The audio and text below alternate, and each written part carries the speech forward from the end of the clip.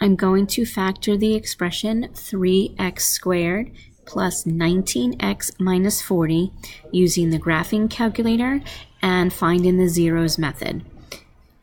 I personally like to factor with a box if the leading coefficient is larger than 1. So a trinomial will always have a 2 by 2 box.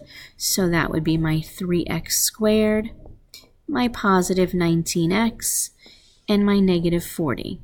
Remembering that I'm going to multiply to get in the box and add to get out of the box.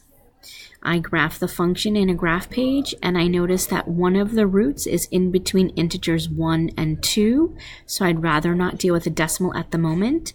The other one looks to be at negative 8. So if the root is at negative 8, that means that the factor must have been x plus 8. If I know half the box, I can figure out the other half of the box.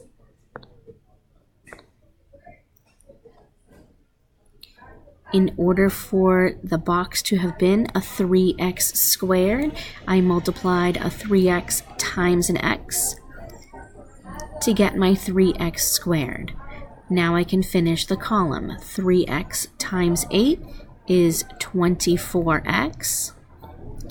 Therefore, this diagonal needs to pop out and be a 19. So the other box must be a negative 5x. And in order for this to be a negative 5x, I had to multiply a negative 5 times x.